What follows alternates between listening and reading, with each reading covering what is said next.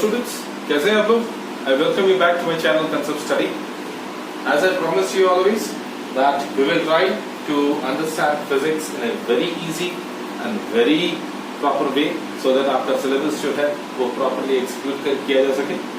हम लोग जो पढ़ रहे थे previously हमने खत्म करा था units and measurements का errors का portion. एरर्स का थियरी हमने कंप्लीट किया था. सो आज हम एरर्स के कुछ न्यूमेरिकल्स ट्राई करेंगे. I have promised you that. So let us see how we can solve few numericals. जिस तरह के क्वेश्चन आ सकते हैं आपके एग्जामिनेशन में, सो उन्हीं सब क्वेश्चंस को मैं फोकस कर रहा हूँ और let us see how to solve all this questions. Okay. So देखिए, ये है पहला question. Before starting the numerical, I would like to make you revise the question once again. That हमने क्या किया था? हमने absolute error निकाला था. इसके पहले हमने true value निकालना सीखा था और mean value निकालना सीखा था. So mean value हम लोग कैसे निकालते हैं? हम जितने भी given measured quantities हैं उसको add करते हैं divided by total number of quantities. ऐसे हम लोग true value निकालते हैं और mean value निकालते हैं. After that we find absolute error, individual absolute error. उसको कैसे निकालते हैं? जितने भी मेजर्ड क्वांटिटीज है उसको ट्रू वैल्यू से सब्सट्रैक्ट करते हैं, वहां से हमें इंडिविजुअल एब्सोल्यूट एरर मिलता है. After that we have done mean absolute error. तो जितने भी एब्सोल्यूट एरर आए हैं that can be positive, that can be negative, तो उनका मीन लेना मतलब उनका एवरेज निकालने को ही हम लोग मीन एब्सोल्यूट एरर कहते हैं. And after that relative error. When we are dividing when we are dividing the mean absolute error with the true value, then we will get the relative error. And उस relative error का जो fractional value है उसको अगर हम 100 से multiply करते हैं then we get that value in percentage, that is called as percentage error. So ये सारे क्वेश्चन हमने कंप्लीट किया. So उसके ऊपर कुछ न्यूमेरिकल्स हम लोग फॉलो करेंगे. देखते हैं पहला क्वेश्चन क्या है. The first question says in an experiment, एक particular experiment है, the reading of periods of oscillations are. कोई एक oscillation का experiment है, वहाँ पे हमने time period निकाला. The reading of period of oscillation मतलब time period of oscillation. क्या निकला है? कितने readings मिला आपको? 1, 2, 3, 4, 5. So 2.63 second, 2.56 second, 2.42 second, 2.71 second and 2.80 seconds. So हमारे पास 1, 2, 3, 4, 5 readings हैं. तो ये 5 रीडिंग हमने एक्सपेरिमेंट में मेजर किया. तो आपको क्या निकालने बोला है? Find number 1 the mean value. तो पहला मीन वैल्यू निकालने के लिए बोला गया है. Next the absolute error in each measurement. Absolute error निकालने बोला है, मतलब यहाँ पे आपको इंडिविजुअल एब्सोल्यूट एरर निकालने बोला है. इन ईच मेजरमेंट लिखा हुआ है, देखिए समझना पड़ेगा. Next is mean absolute error. हाँ पता है आपको. नेक्स्ट रिलेटिव एरर हमने पढ़ा है इस पॉइंट को भी. एंड परसेंटेज एरर, तो इसको निकालना है. लास्ट में हमें क्या करना है?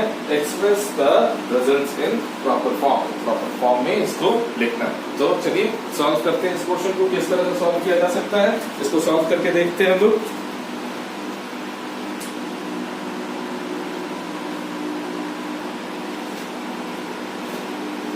हाँ तो देखते हैं हम लोग. तो पहला क्वेश्चन क्या निकालने बोला है आपको? पहला निकालने बोला है आपको मीन पीरियड ऑफ ऑसिलेशन. पहला क्वेश्चन क्या था निकालना?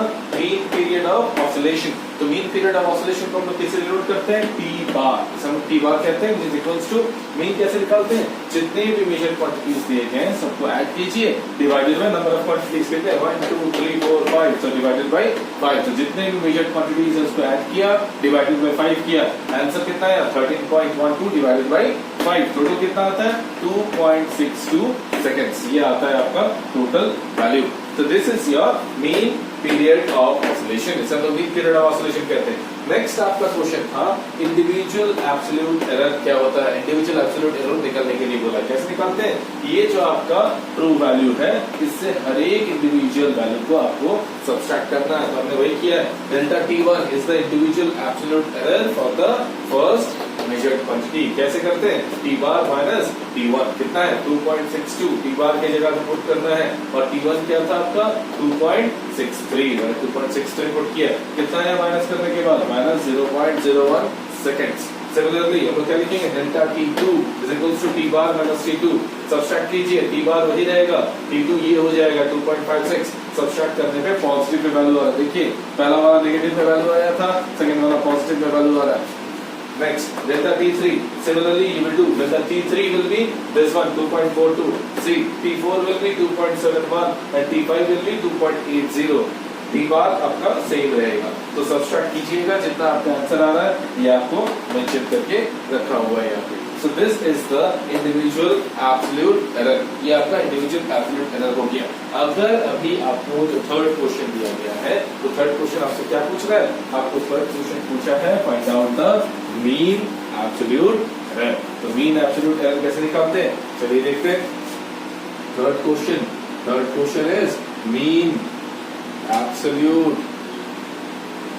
Error. Third one is mean absolute error. कैसे निकालते हैं इसको? डेल्टा टी बार.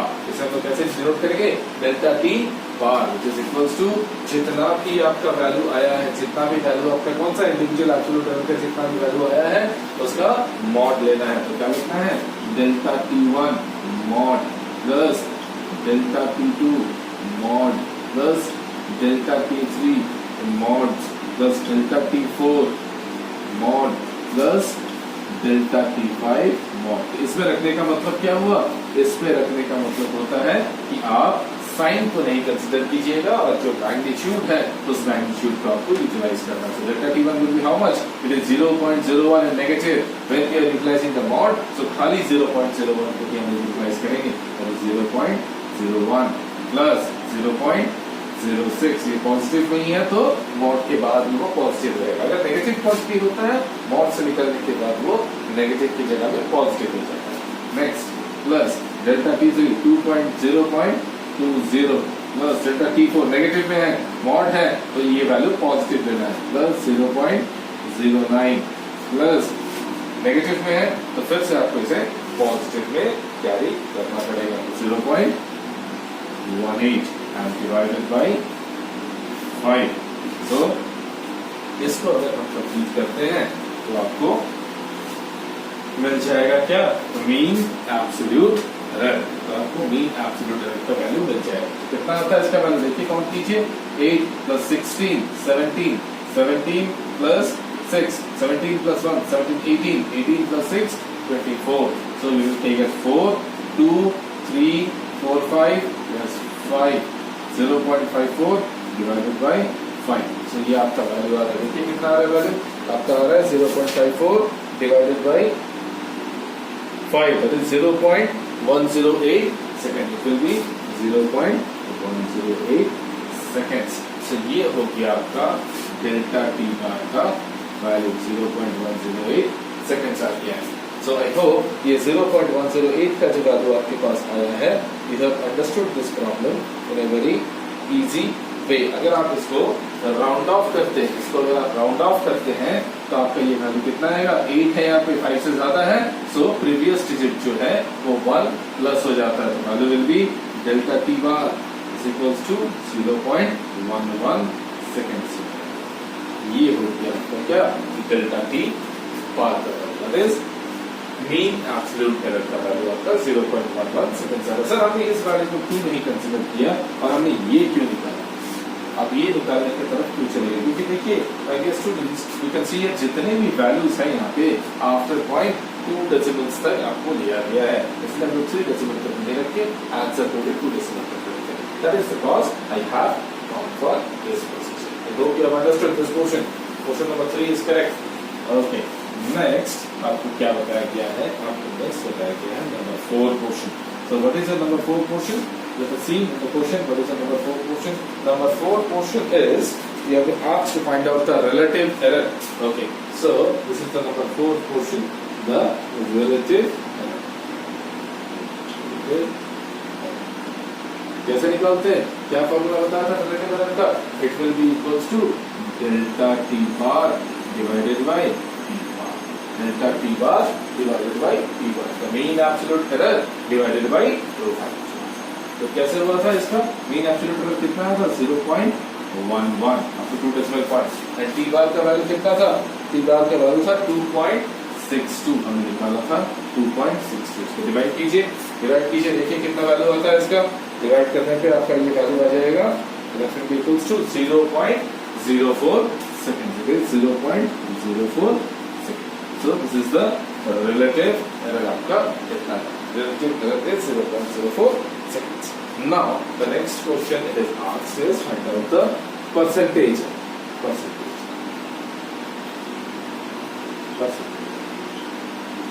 इसको आप फ्रैक्शनल वैल्यू में भी रख सकते हैं, ऐसी कोई बात नहीं. You can keep this in fraction also, no problem. You can change this in point और you can write in fraction. This will be equals to 4/100. You can write down. Yes, 4/100 भी आप कर सकते हैं इस चीज को, और आप लोग इसको फ्रैक्शनल वैल्यू से डेसिमल पॉइंट में आप चेंज कर सकते हैं.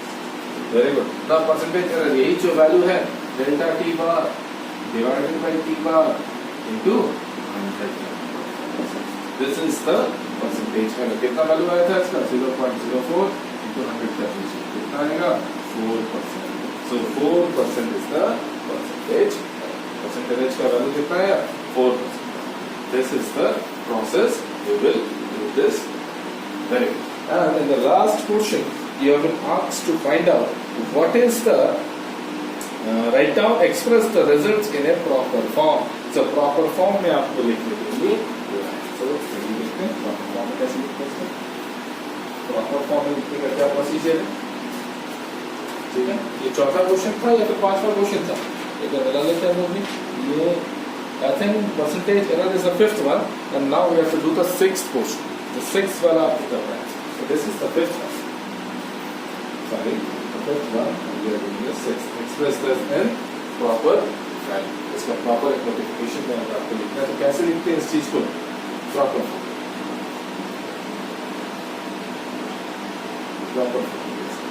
प्रॉपर फॉर्म में लिखने का प्रोसीजर यही है.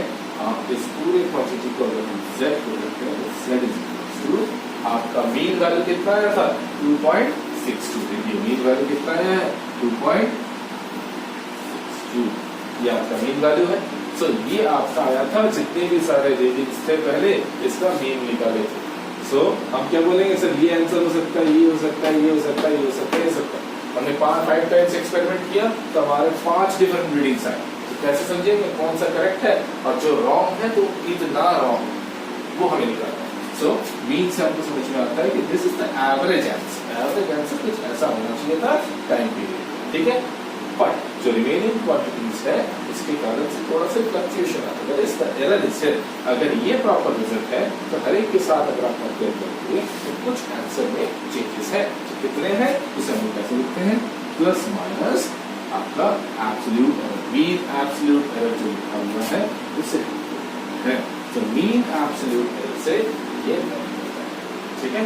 सो this is the true value plus minus mean absolute error कितना ये हो गया आपका proper way of writing. Another way is that you can write down 2.62 plus minus 4%.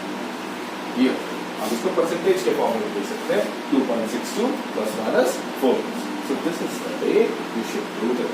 बहुत इंपॉर्टेंट न्यूमेरिकल है और बहुत ही हर एक बार मेनी नंबर ऑफ टाइम्स ये क्वेश्चन है. I hope you have understood this portion.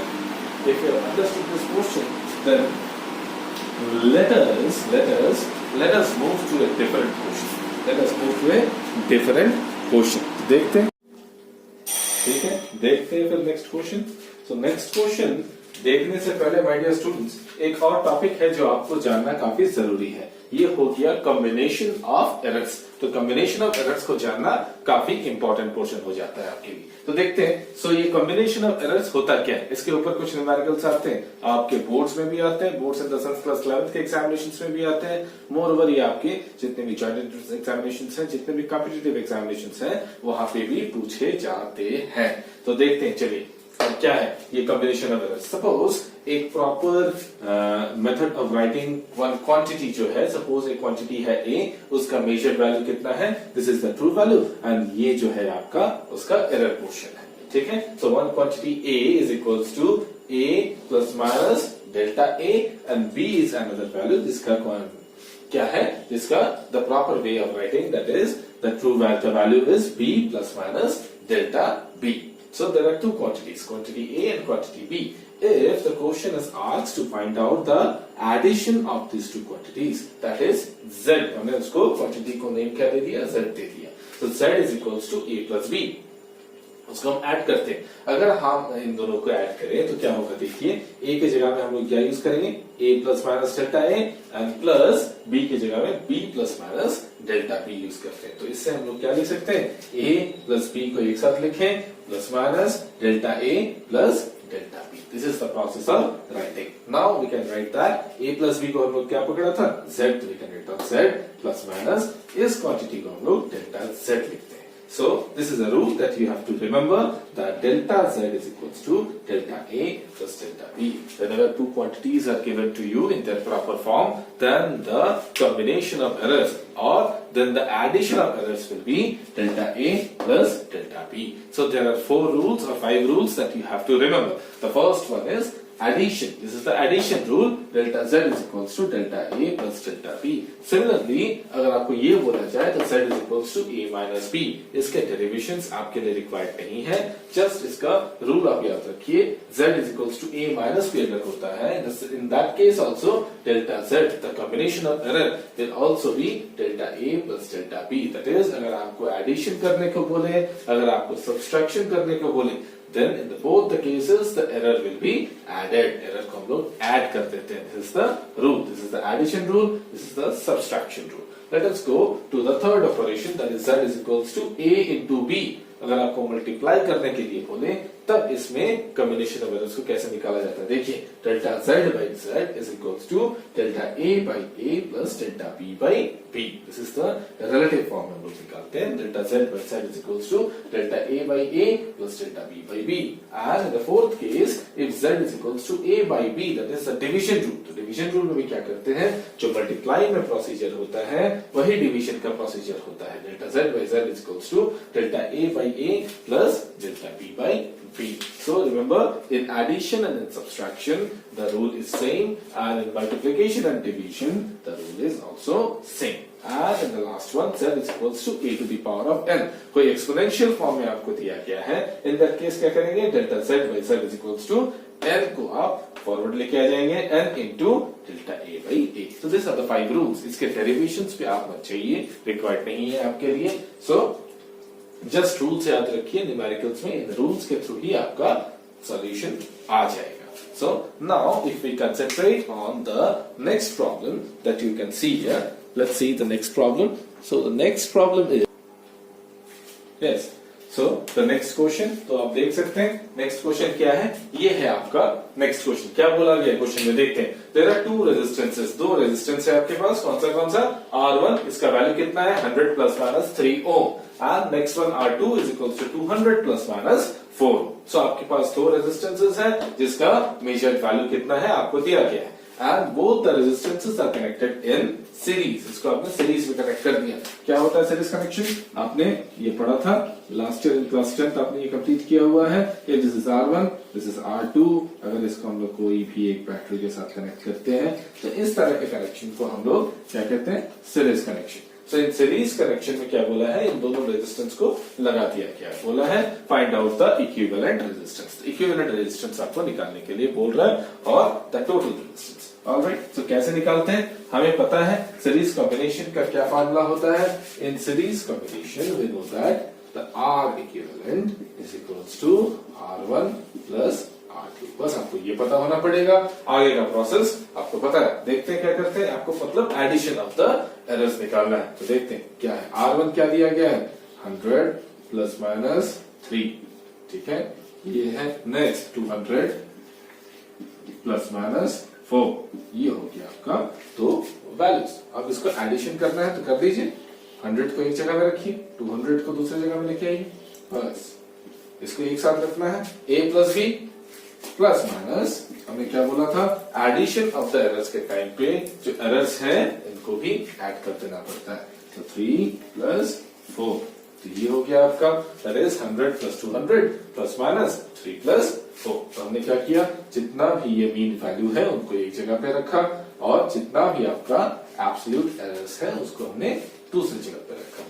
So add कीजिए इसको. 200 plus 1 300 plus minus 4 5 6 7. So this is your R equivalent. So आपका R equivalent कितना है, R equivalent is 300 plus minus 7 ohm. So इस तरह से आपको इसका सॉल्यूशन निकालना है. तो काफी आसान है, इजी है, बट आपको ये रूल पता होना पड़ेगा. अगर आपको इसी केस में कह देता कि इसका, तो चलिए वो इस केस में तो एप्लीकेबल होगा नहीं, क्योंकि R equals to R1 minus R2 हम लोग नहीं कर सकते. तो इसके रिगार्डिंग कोई एक दूसरा न्यूमेरिकल देखा जाए जहां पे हम लोग सब्सट्रैक्शन के रूल्स को भी फॉलो अप कर सके। ठीक है, तो चलिए आगे बढ़ते हैं। I hope you have understood this numerical. So let us see the next numerical जिसमें आपको सब्सट्रैक्शन का रूल भी बता दिया। So now students, you can see there is another problem. This problem will show you the subtraction, किस तरह से हम लोग एरर को सब्सट्रैक्ट कर सकते हैं। चलिए देखते हैं। Initial and final temperature of water bath are, so there is a water bath जिसका initial and final temperature आपको मेंशन कर दिया गया है। So Ti, there is a T initial is equals to 18 plus minus के 0.5 degree centigrade. So 18 degree से 0.5 degree centigrade. हाँ, इसका explanation, yes, this I haven't said to all of you. So what is the proper form में हमने लिख तो दिया, पर इसका interpretation क्या है? What is the interpretation of this thing? T initial is equals to 18 plus minus 0.5 degree centigrade. What do you mean by that? You mean that the temperature, the initial temperature of the water bath was 18 degree centigrade, but it may be 0.5 degree plus 18 degree centigrade or 0.5 degree minus 18 degree centigrade. मतलब 18 degree centigrade से 0.5 degree centigrade ज्यादा भी हो सकता है temperature और कम भी हो सकता है। मतलब the temperature lies between 17.5 degree centigrade to 18.5 degree centigrade. I hope you have understood the interpretation of this thing. चलिए पॉइंट पे आते हैं। T initial आपको दे दिया गया है, T final आपको दे दिया गया है। Question is asking what is the rise in temperature of the bath? So very important question. See, the rise in temperature. Rise in temperature कैसे निकालते हैं? Rise in temperature delta T। Delta T कैसे निकालते हैं? Rise कैसे निकाला जाता है? Delta final minus T initial. Temperature final minus temperature initial. Temperature final कितना दिया हुआ है? 40 प्लस माइनस के 0.3 माइनस 18 प्लस माइनस के 0.5। सो हमने क्या बताया था? wherever the subtraction rule come, then error को ऐड करना है। एरर को ऐड करना है। जो ट्रू वैल्यू है, जो मीन वैल्यू है, उसको ऐड नहीं करना है। तो चलिए देखते हैं, एरर को ऐड करते हैं। 40 एरर को ऐड करेंगे बाद में। चलिए पहले ट्रू वैल्यू को सब्सट्रैक्ट करते हैं। 40 माइनस 18, सो ये है ट्रू वैल्यू। तो इसको माइनस करना है और प्लस माइनस के 0.3 प्लस 0.5। एरर का वैल्यू कौन सा है? ये है आपका एरर का वैल्यू। इसको ऐड करना है आपको और जो ट्रू वैल्यू है इसको सब्सट्रैक्ट करना है। तो करने पे कितना आएगा? 40 minus 10 is 30. 30 minus 8 is how much? 22. This is 22 plus minus के 5, 6, 7, 0.8। ये हो गया आपका डिग्री सेंटीग्रेड। इस तरह से आपका राइजिंग टेम्परेचर निकाला जाता है। The point of this question was to find out what is the rise in temperature और इसका क्या है, किस तरह से सब्सट्रैक्शन रूल को हम यूटिलाइज कर सकते हैं। देखिए यहाँ पे हमने क्या किया? द ट्रू वैल्यू को सब्सट्रैक्ट किया, प्लस माइनस जो एरर्स है उसको ऐड कर दिया। I hope you have understood this numerical. छोटा सा न्यूमेरिकल है लेकिन कंसेप्ट्स क्लियर करने में आपको काफी मदद करेगा। ठीक है, let us see the next one. Late us see the next numerical, किस तरह से उसको सॉल्व कर सकते हैं हम लोग। हाँ जी, तो चलिए हम नेक्स्ट क्वेश्चन पे प्रोसीड करते हैं। सो नेक्स्ट क्वेश्चन क्या दिया गया है? Let us see the next question. The next question is saying there are the voltage. आपको पोटेंशियल डिफरेंस कितना दे दिया गया है? 100 प्लस माइनस 5 वोल्ट। आपका पोटेंशियल डिफरेंस कितना है? 100 प्लस माइनस 5 वोल्ट दे दिया गया है। आई कितना दिया है? 10 प्लस माइनस 0.2 एम्पियर्स। सो ये हो गया आपका वोल्टेज एंड करंट का reading. What is the question is asking? The question is asking find the percentage error in the resistance. So what the question is demanding? The question is demanding that you have to find out the percentage error in the resistance. Now let us see how you can find out the percentage error in the resistance. Very important. So as you all know, using Ohm's law, you can say V equals to IR. From there you can say R is equals to V by I. I think this one you all know. Yes, R equals to V by I. Now you can see you have to find out the percentage error in R. That is, you have to find out what you have to find out? Delta R by R into 100. So this one you have been asked to find out. Delta R by R into 100. This is the way you have to find out the percentage error. Then if you are going to find out the percentage error, then you can see the relation is V by I. It is the relation of V by I. So there you have to utilize the division rule. It is in the form of division. So you have to utilize the division rule. So how you will utilize the division rule here? See, we have written delta V by V into 100 plus delta I by I into 100. So you have learned the division rule. A by B is equals to delta A by A plus delta B by B. So that is the rule you have utilized, but you have to find the answer in percentage form. So this is the rule that you will find out. Okay. So देखते हैं कैसे इसको आगे proceed करें हम लोग. So delta R by R into 100 is equals to delta V by V. तो delta V कितना है? 5. Delta V means the error. So 5 by 100 into 100 plus delta I, it is 0.2 by 10 into 100. चलिए इसको solve कीजिए. कितना आता है? 100 से 100 किया, 5 plus 0 gone, this is 2, that is equals to 5 plus 2 is 7%. So this is very easy. So these are the numericals are very easy. यहाँ पे आपको numericals काफी आसान होते हैं, लेकिन आपको इसका interpretation पता होना चाहिए कि कैसे होता है. I hope you understood. तो कैसे यूज किया हमने? Ohm's law को यूज किया, R equals to V by I को यूज किया. You have seen here it is in the division rule. जैसे division rule है तो उसका rule आपको पता होना चाहिए. That delta R by R into 100, that is a percentage error, is equals to delta V by V into 100 plus delta I by I into 100. This is applied the division rule. अब जो भी values है, delta V का मतलब क्या होता है? This is 5 is the delta V divided by V, that is 100 into 100 percentage error निकालने के लिए. And next delta I is 0.2 by 10 into 100. तो आपने solve किया तो क्या आंसर आया? 7% आंसर आया. I hope you have understood this numerical. Very easy numerical, but conceptual. So if you have understood this, then अगर आपको मल्टीप्लिकेशन का भी दे इस तरह से, अगर आपको मल्टीप्लिकेशन का निकालने दे, अगर आपको सेम न्यूमेरिकल दिया हो और आपसे ये बोल दे कि V equals to I R, आपको क्या निकालना था? परसेंटेज एरर इन V, मतलब delta V by V into 100 निकालना था.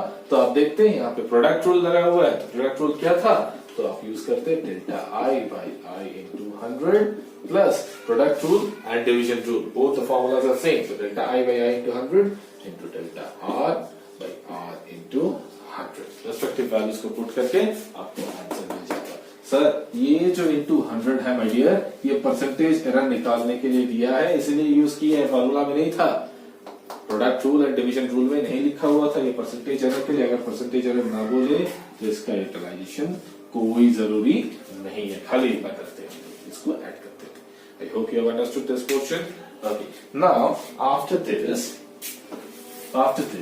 let us see a bit of a different numerical. देखते हैं दूसरा कौन सा numerical यहाँ पे है. चलिए देखते हैं फिर. So, let us see the next numerical. So, this numerical is a very important numerical. All right. Let us see क्या क्वेश्चन बोल रहा है. You can see here there is a simple pendulum. So we know that the time period of a simple pendulum. So time period of a simple pendulum जो होता है उसका time period कैसे निकालते हैं हम लोग? T is equals to 2 pi under root L by G. There is a relation like this. That time period of a simple pendulum is 2 pi under root L by G. अब इसमें क्या दे दिया गया है? The measured value of length. So simple pendulum का जो length है उस length का measured value कितना दिया गया है? 20.0 centimeter. And it has an accuracy of 1 mm. जिसका accuracy कितना दे दिया गया है? 1 mm accuracy दिया है. ठीक है. फिर बोल दिया गया है that the time period for 100 oscillation. ये simple pendulum में अगर 100 times oscillations होता है तो कितना टाइम लगता है? The time period of 100 oscillation is 90 seconds. So 90 seconds आपको लगा है time period of the simple oscillation. अगर time period for 100 oscillations. 100 oscillations का time period is 90 seconds. तो कैसे मेजर किया इस चीज को? With the help of a wristwatch. So क्या किया गया? सिंपल पेंडुलम का जो टाइम पीरियड मेजरमेंट होता है उसको हमने एक wristwatch के थ्रू मेजर किया है ऑफ 1 सेकेंड रेजोल्यूशन. So ऐसे wristwatch से मेजर किया है जिसका रेजोल्यूशन कितना होता है? 1 सेकेंड रेजोल्यूशन है उसका. All right. So this is the question. Now the question is asking find the accuracy in determination of G. तो इसके determination पे आपको पूछा गया find the determination of G. G को determine करने में कितनी accuracy है, ये question आपको दिया गया है. So let us repeat the question. The time period of a simple pendulum T is equals to 2 pi under root L by G. The measured value of the length is 20 centimeters, which is having an accuracy of 1 mm, and the time period for 100 oscillations is 90 seconds, which is measured by a wristwatch of 1 second resolution. Find out the accuracy in the determination of G. So let us see how to solve this numerical. Very good. So the question has given T is equals to 2 pi under root L by G. हमने both side को square किया तो क्या हो जाएगा? T square is equals to 4 pi square into this will be how much? This will be L by G. Square करेंगे तो आपको ये आउट हो जाएगा रूट ओवर. सो ये आपको रिलेशन मिलता है T square is equals to 4 pi square into L by G. Alright, ठीक है. तो फिर यहाँ से हमको किसका निकालने बोला एक्यूरेसी? डिटरमिनेशन ऑफ G निकालने बोला. तो G निकालिए, G को एक तरफ लाइए. G is equals to 4 pi square into L by T square. ये हो गया आपका G का expression. G is equals to 4 pi square into L by T square. ये हो गया आपका G का expression. Now what you have to do? Now थोड़ा ये रब कर देते हैं आपको, थोड़ा ये रब कर देते हैं. याद रखिएगा कि the wrist watch have 1 second resolution. तो resolution the wrist watch कितना है मैं यहाँ पे लिख देता हूँ 1 second resolution. ठीक है. So इस पे क्या निकालना है आपको? Delta G by G into 100 निकालना है. So आपको accuracy determine करने बोला है. How much it is accurate, that you will find out with the percentage error. You have to find out the percentage error. Delta G by G into 100. यही इस question का interpretation था.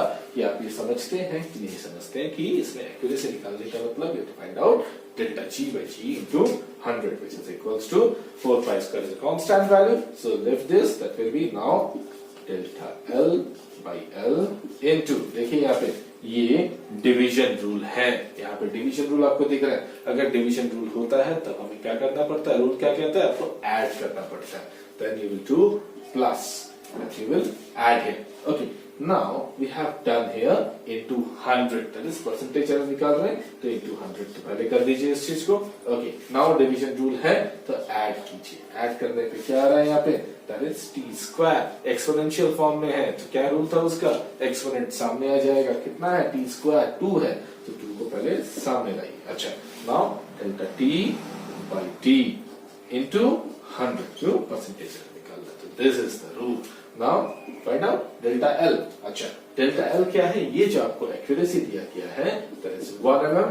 This is your delta L. Okay, so now 1 mm है तो इसको आप change कीजिए centimetres में, क्योंकि यहाँ पे सेंटीमीटर में दिया हुआ है. चेंज कीजिए, that will be equals to 0.1 centimetre. Okay, तो 0.1 divided by L is 20 into 100 plus 2 into delta t. Okay, now delta t क्या है? Time period of oscillation is 90 seconds. 100 oscillations का टाइम पीरियड कितना था? 100 सेकंड्स का कितना था? 90 सेकंड्स था. ऑलराइट, 100 ऑसिलेशंस का टाइम पीरियड था 90 second. That is measured by a wrist watch of resolution is 1 second. So this is the error. Okay, so delta t you have to find out 1 by time period is 90 into 100. So I hope you have understood this. Okay, अब इसको solve कीजिए. देखिए कितना होता है. 0 से 0 किया and 10 is 1, it will be 1 by 2 plus 0 gone, that will be equals to 2 by 9 into 10, or we can say this is 20 by 9. So इसको आप ऐड कीजिए. कितना आता है? इसको ऐड करके इसको पॉइंट में चेंज करेंगे. अगर आप पॉइंट में चेंज करते हैं तब आपको ये वैल्यू देता है कितना? 2.72%. The answer will come as 2.72%. So for your convenience हमने आपको ये प्रॉपर आंसर है वो आपको बता दिया. That is 2.72% इतना है. और you can write down this as 3%. Okay, इसको हमने होल नंबर में चेंज करते हैं. That is 3% आपका इसका टोटल एरर आ रहा है. So what is the question? Find the accuracy and determination of G. So the accuracy and determination of G is 3%. So I hope you have understood this numerical. This is a very important numerical.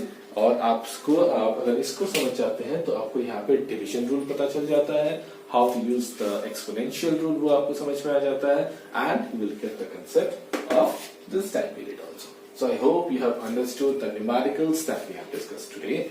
And yes, by this we have completed the chapter units and dimensions. And errors का portion भी हमने इस पे clear कर दिया आपको.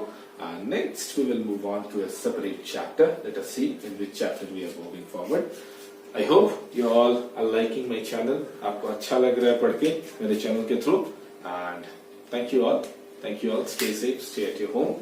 And be with me. If you are liking my channel, then just like my channel, subscribe my channel, and share with everyone, your friends.